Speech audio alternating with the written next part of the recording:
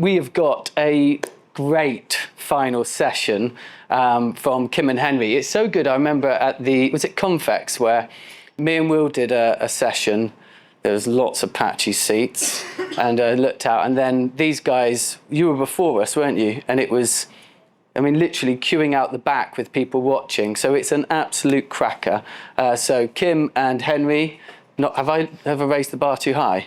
Yeah. I'll see. Yeah, here we go. Bring them on. Thanks, Matt. In all honesty, though, we do love chatting about registration, me and Kim.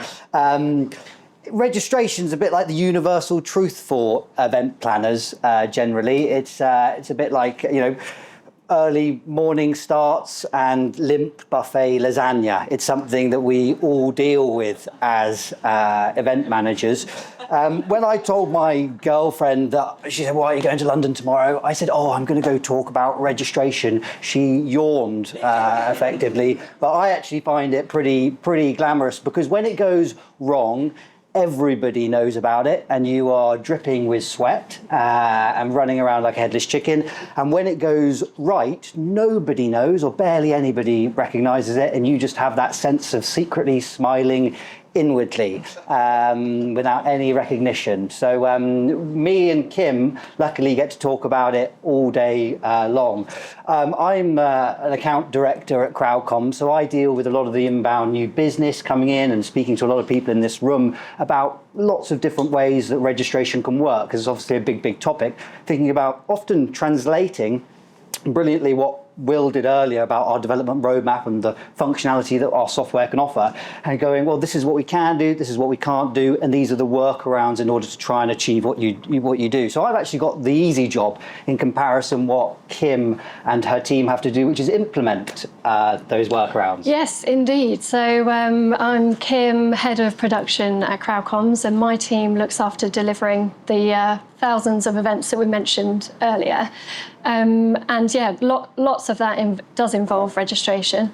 Personally, I've been in event tech for almost, over 20 years now. And yes, Henry, we have many discussions about registration, don't we? We could talk about it for days. Yeah, and you do a lot of different types, and I suppose that's a really great place to start. Can't actually remember what's on the next slide. That's that button there, isn't it? Next slide, please. Next slide. Brad. So, registration is a big piece, and many people in this room have different types of registration examples. It could be an incredibly simple form to something like I was talking about with Katie and Lucy earlier, something that's incredibly complex and can involve a lot of different processes around abstract submission. It could be ticketed, it could involve your membership portal, it needs to integrate with your CRM, it can be a group registration that's needed, it can be a gala dinner, it can be a trade show, it could be an exhibition. So the complexities are quite vast. As a sort of summary, Kim, what kind of registration examples do we often get through our door? And rather challengingly, how would you define a good registration? Oh, that's a tricky one. The types that we get through, and I would say the monster type is definitely a medical congress. So, you know, hundreds of attendees from all across the globe, all collaborating in one space over many days, picking lots of different sessions to attend, lots of different hotels to perhaps book into, so lots of travel and logistical information to capture, all changing at last minute, all purchasing, you know, these events cost a lot of money sometimes to attend, and purchasing expensive tickets. So yeah, the Congress ones are definitely the monsters for us, but we do everything in between. So it could be as simple as, I was thinking about one the other day. I'm in the process of organising my to-be 8-year-old daughter's birthday party, and when I was putting together the information that I need from the other parents, I thought, actually just a registration form. Would it be too geeky of me to pop something together, pop it on a WhatsApp group and say, could you ping your details in here? I might do that. But yeah, everything in between, isn't it? Luke, we were talking about earlier, purchasing tickets for Home Farm Festival. Henry, you work on different festivals yourself as well, don't you? So Yeah, and I've been through the lots of pain. different types. I've The been pain, through the pain yeah. and the joy. And we could sit here and pitch, all of the developments that we've done with registration over the last couple of years, multi-pages, group registration, creating a form builder that effectively my grandmother could use because it's that simple. But often when I'm scoping out registration or selling it, I often start on what can't be achieved because I think it's one of the biggest misconceptions that registration platforms can do absolutely everything. And I see a lot of nodding heads because I imagine everybody's come into some form of stumbling block or a process which they needed their attendees to follow, and for whatever reason the software couldn't adhere to it. What are some of the biggest misconceptions that you think clients have when it comes to registration platforms? I think it's the elephant in the room, isn't it? Particularly in this room. No one supplier fits every type of event. So really scope out what you're needing to capture and make sure that you are starting off with the tool that is right for your event type. I would love to say that we can deliver every single event type, but there are definitely niches that you need to make sure you're using the right tool. So that's my number one misconception, that not every tool fits every event. Number two, I would say time. It might seem like we want to get the registration out as soon as possible, get those tickets sold or whatever it might be, get those attendees signed up. But actually, it can, like we said earlier, it could be miss one trick in there, and it could be quite disastrous. So really invest time in scoping out what you're trying to gather. And invest in the time to get a really, really good registration platform up together, and spend lots of time on it, lots of time scoping.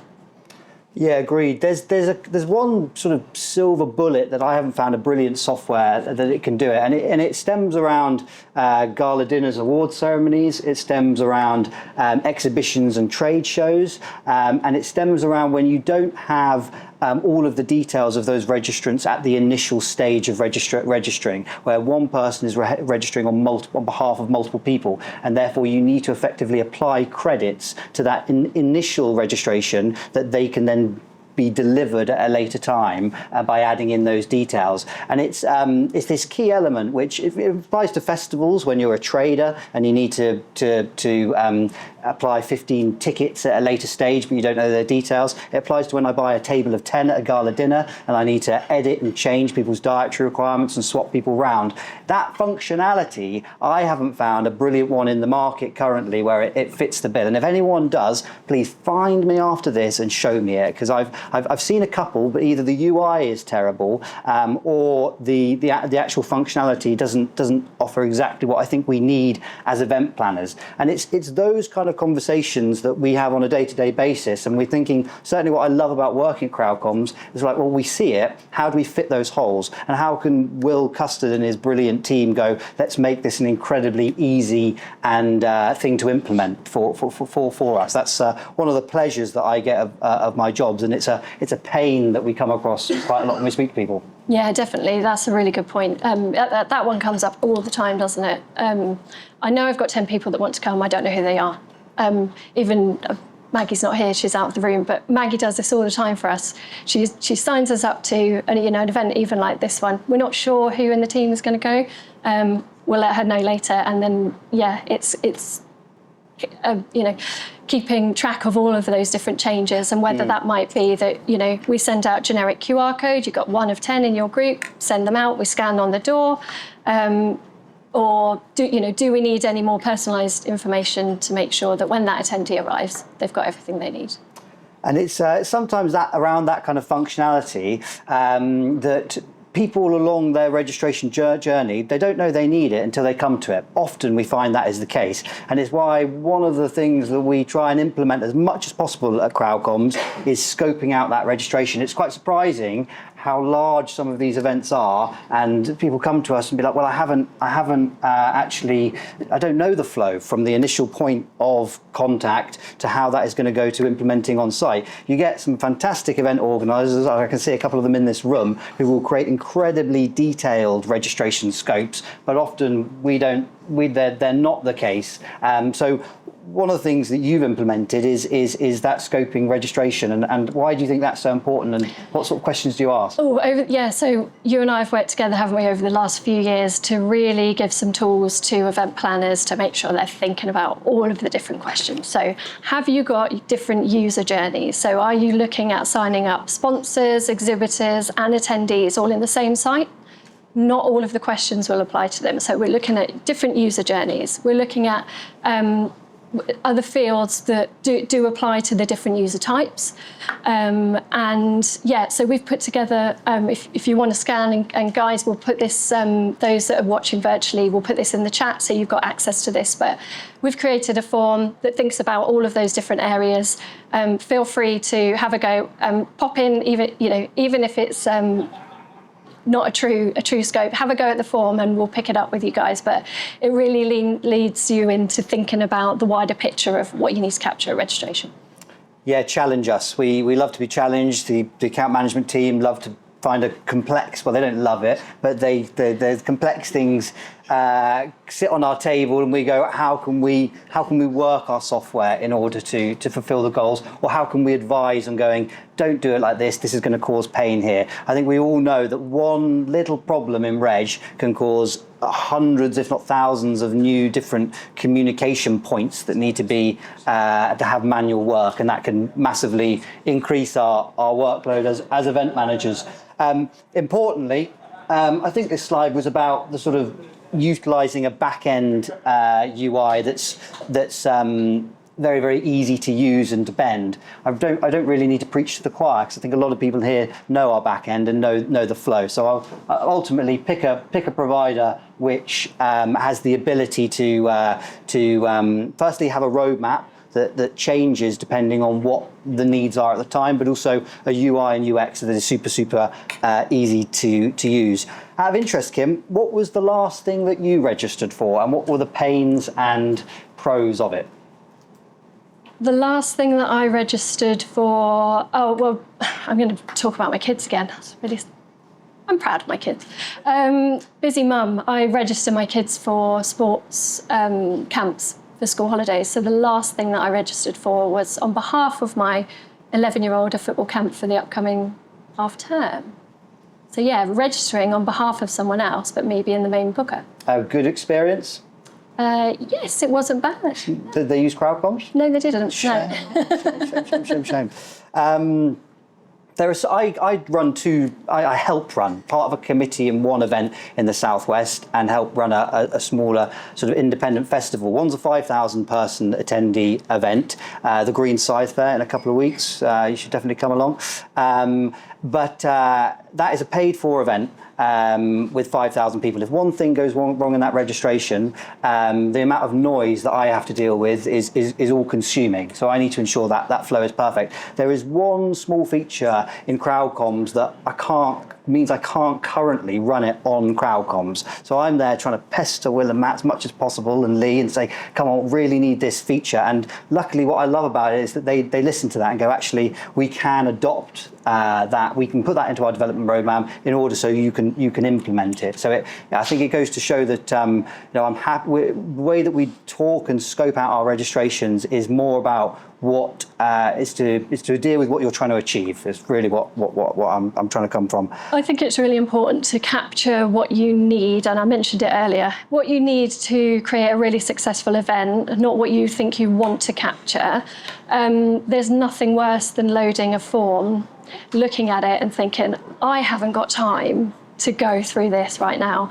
And even, I know this is probably a bit of a generational thing, but usually loading something on your phone and thinking, I think this is a laptop job, I'm going to have to do this a bit later when I can focus on it. And if we think back to our amazing accessibility session earlier, that's something that I often think about when I hate a long form full of questions. I like the option to be able to split that into question by question, move through it at that pace. A system that I can do my registration and maybe go back to later to fill in those gaps I wasn't quite sure about. How am I going to attend? Do I need travel help? Anything like that? You've answered my next question. Oh, sorry. And no, it's perfect because it means I'm clicking the slides and we're on the right track, which is great. Because I was going to ask what are some of the practical things you can implement to improve accessibility. And that point you've raised about the single questioning. I don't know if people have used that in our reg, but it's incredibly powerful when you've got a massive form, certainly for a congress with multiple pathways, conditional logic and formatting. You put it to a single question, and I'm going question by question by question, which is a much more manageable way to digest information and content. Yeah, that's my personal preference as well. And then looking ahead, what do you want from registrations in general, not just our software? Are you seeing any innovations? And on top of that, three-point question. There's a lot, isn't there? What are you really excited about the CrowdComms releases in terms of registration? Okay. Can you tell me what point 1 was again? Oh, point 1 was looking ahead. What do you want? Oh, okay. Yeah, brilliant. I would like to, and I know we've seen it, this is quite an old tool actually, like with the form filler tool in your web browser. What I would like is maybe some sort of, Will, are you listening? Some sort of AI tool that fills it all in on my behalf. So it captures like a more intelligent form filler. Okay. I'll add it. It's quite, thank you. Great. Number 2, what was the question number 2? Are you seeing any innovations, or what are you most excited about with the CrowdComms releases? Oh, with CrowdComms, can I just go back again? I'd really like to see us capturing more sustainability information in registration. I think we're not really very good at that. Anything that we could do to capture things to then help out with the reporting post-event, I think that would be super. My most favourite recent addition to CrowdComms, it's probably not that recent. I live off of my phone, and it was the addition of Apple Wallet tickets and Google Wallet. Honestly, I can't live without my bank cards on it, my cinema tickets, whatever it might be. That was one of my most favourite recent additions from CrowdComms. Yeah, add to wallet. Add to wallet, yeah. Cool, you're hip. I don't even do that. No. Henry. I need to start utilising that more. I can see the ease of access. Carbon calculator, love that point. I've seen a few really good examples of carbon calculators used. You can even embed, one brilliant software out there is Use Smart Thing. I don't know if anyone in the room has utilised that software, but that's cracking. I've seen that implemented in one of our web pages and our forms as well, whereby you put in the location of the event, where you're travelling from. It's automatically registered where the event is. You're selecting how you're travelling there, and it will calculate the amount of carbon that you're emitting, and then as an admin, you're able to see as a collective how much carbon the event is spending through travel. A few things we've seen, I mean, there was Olivia from LMA in here earlier. She's implemented another brilliant thing around carbon, which I'd really encourage, utilising our gamification software. If you want more details on how that's worked, making effectively points a way to offset your carbon, come and have a chat with us, because that is a bubbling piece in the tech world, and definitely innovation that I'm massively seeing. Yeah.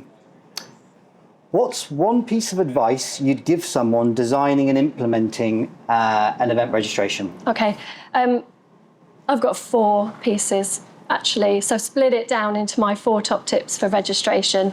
Plan. And again, I'm going to use that buzzword, scope. Scope it out, scope and spend time on it.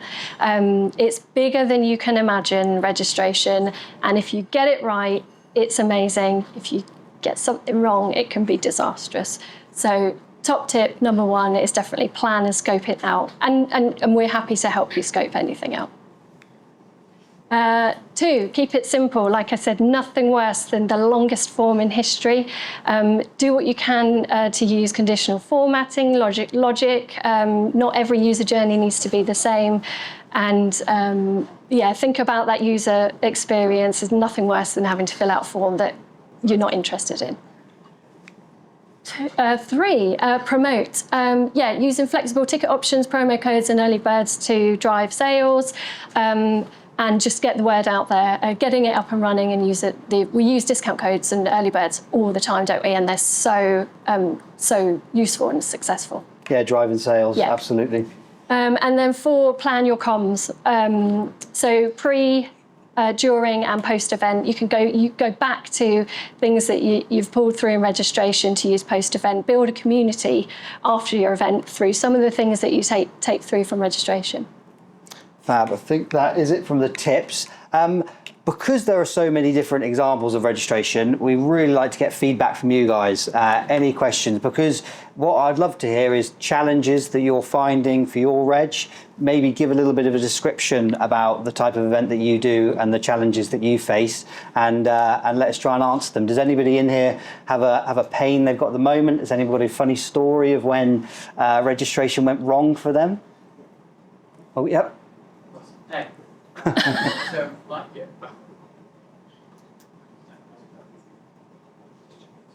I'm not going to say which show. Can you hear me? Turn it on. I'm not going to say which show it's at, but I completed a ridiculously long form, which is incredibly detailed, which I don't mind doing. Problem is, when I got to the event, they hadn't listened to any of my responses. Nothing that I'd given was used. So I then download an app, doesn't matter which one it is, it wasn't ours, thankfully it was, it would have been livid. And there was nothing in there that had listened to anything that I'd given. You know, they asked me what sessions I was interested in, but it didn't recommend sessions, it didn't build that into my agenda. Asked me the type of people I wanted to meet, and then when I got on the app, it didn't have anything that was related to that. So I think for me, it's the annoyance of being required to give information that is then not used. Yeah. You're going to ask me, use it. Mm-hmm. Yeah, great point. Yeah, collecting vital information for the type of event that you're trying to host, and then use that information. Don't just needlessly ask questions that you're not. We see it all the time. Yeah. Yeah, capture what you need to make a successful event and use it. Any questions from anyone in the room around Reg about anything that they're experiencing or anything that we're doing internally with our Reg system? God, that's no questions. Or anyone virtually, if you've got any pain points, chuck it in the chat, and Henry and I will pick up anything that comes through and come back to you on. And anyone in the room, straight after the session, happy to chat through any of your Reg requirements or questions. Yeah, absolutely. Yeah, thanks very much. Cool. Thank you.